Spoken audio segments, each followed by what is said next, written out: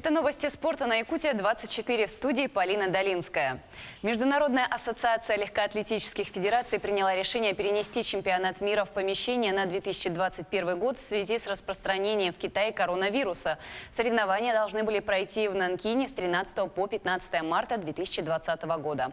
Ассоциация выразила благодарность странам, вызвавшимся заменить Нанкин в качестве места проведения чемпионата. Однако от варианта переноса турнира в другую страну решили отказаться, чтобы не избежать изменений сроков проведения чемпионата. Но не одним коронавирусом угрожает легкоатлетам России. Всероссийской Федерации легкой атлетики грозит полное исключение из Международной ассоциации легкоатлетических федераций в случае, если российская организация не предоставит доказательств своей невиновности по делу прыгуна в высоту Данила Лысенко. У Всероссийской ассоциации было 8 недель на то, чтобы ответить на обвинения, а также трижды была предоставлена отсрочка. В случае, если обвинения подтвердятся, правление отдела по борьбе за легкую атлетику рекомендует Совету рассмотреть возможность наложения самых серьезных санкций на российских легкоатлетов, в их числе исключение из состава организации.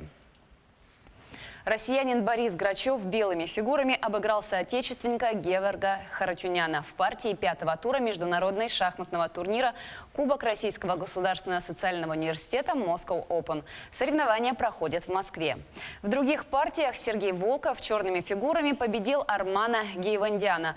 Алексей Придорожный черными сыграл в ничью с Олегом Бадманцыреновым. Гор Айрапетян черными сыграл в ничью с Мансуэлем Петросяном, а Клементий Сычев белыми переиграл Полину Шувалову.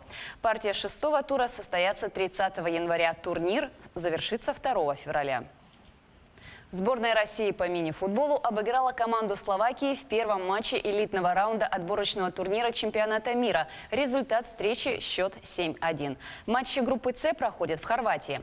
В составе сборной России голы забили Артем Антошкин, Даниил Давыдов, Робиньо, Эдер Лима и Артем Ниязов. В следующем матче россияне сыграют 30 января со сборной Азербайджана. В элитном раунде участие принимают 16 команд. Лучшая команда каждой группы напрямую попадает на чемпионат мира. Российские биатлонистки завоевали серебряные медали в женской эстафетной гонке 4 по 6 километров на юниорском чемпионате мира. Российскую команду представляли Анастасия Халиуллина, Анастасия Гореева, Алина Кудисова и Анастасия Шевченко. Победа на счету спортсменок Франции. Третьими финишировали представительницы Норвегии. Ранее мужская сборная завоевала золотую медаль в эстафете 4 по 7,5 километров в едином общекомандном зачете юношеского и юниорского чемпионата мира. Российская команда находится на 2-м месте, завоевав 2 золотые, 1 серебряную и 1 бронзовую медаль. Чемпионат мира завершится 2 февраля. Переходим к обзору спортивных событий нашей республики. Вслед за большими борцовскими стартами на ковре вышли наши воспитанники. На соревнования отправились 5 борцов и тренеры – Эрчимен Макаров и Михаил Захаров. В составе команды Александр Бетенский, Тимофей Стручков, Ренат Троев, Руслан Петров и Денис Николаев. Таким образом, на первенстве России по греко-римской борьбе наша республика была представлена 5 спортсменами.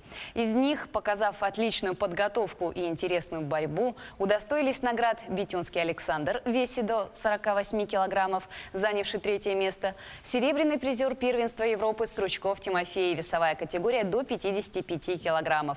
В общекомандном зачете наша республика заняла 3-е место из 22 субъектов Российской Федерации.